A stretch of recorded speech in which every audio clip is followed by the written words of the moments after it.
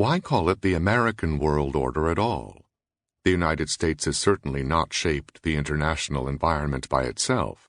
Many other peoples, as well as broad historical forces, the evolution of science and technology, fluctuations in the availability of natural resources, long-term economic trends, population growth, have also created today's world. Peoples on every continent have worked and suffered to lift themselves out of poverty and destruction and to make a better life for themselves and their children. The world is too big for any nation to shape by itself. Nevertheless, in any given historical period, the most powerful nations do put their own particular stamp on the international order, if only by virtue of their relative weight in the system. They establish many of the norms and rules of international behavior. They shape the nature of economic relations. They can even have influence in the realm of ideas and beliefs, including the way peoples worship their gods and the forms of government they consider legitimate. For many centuries, the predominant power of China shaped the way millions of people throughout Asia thought, spoke, worshipped, painted, and carried on their commerce. In the 19th century, the great European powers imposed standards of international and domestic behavior not only for Europeans, but for millions throughout Africa, Asia, and Latin America. There has been an Egyptian order, a Roman order, a Greek order, an Islamic order, a Mughal order, an Ottoman order, and many others, and historians will undoubtedly view the period from the end of World War II until some yet-to-be-determined moment as an American order. Yet it has also been the American order in a more specific sense. It is not just that the United States has been the most influential power in the international system. The most important features of today's world, the great spread of democracy, the prosperity, the prolonged great power peace, have depended directly and indirectly on power and influence exercised by the United States. No other power could have or would have influenced the world the way Americans have, because no other nation shares, or has ever shared, their peculiar combination of qualities. Some of the most important qualities are obvious.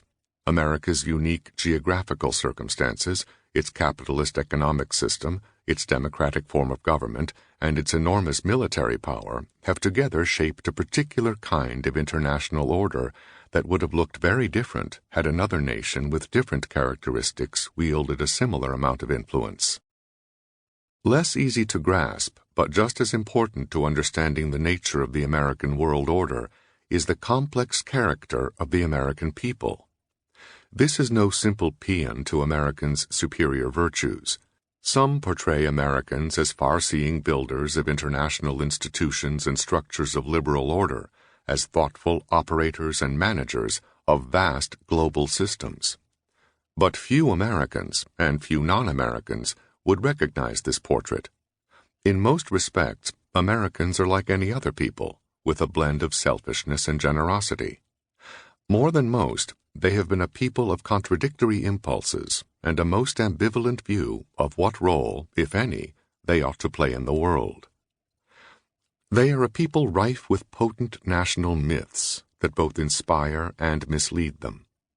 Start with the fact that one of the most powerful, influential, and expansive peoples in history still think of themselves as aloof, passive, self-contained, and generally inclined to minding their own business.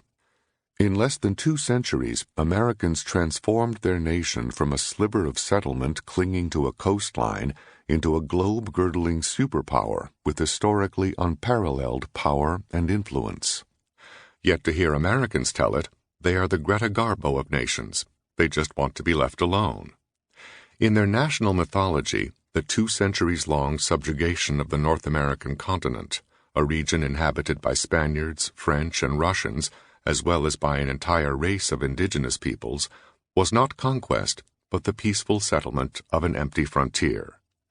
Americans do not go abroad in search of monsters to destroy, is the oft-quoted phrase of John Quincy Adams.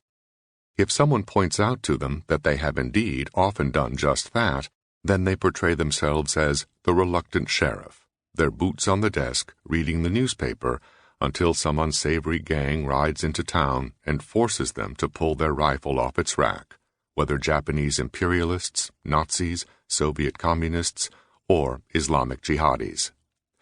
The United States of America never goes to war because we want to, said one prominent politician a few years ago.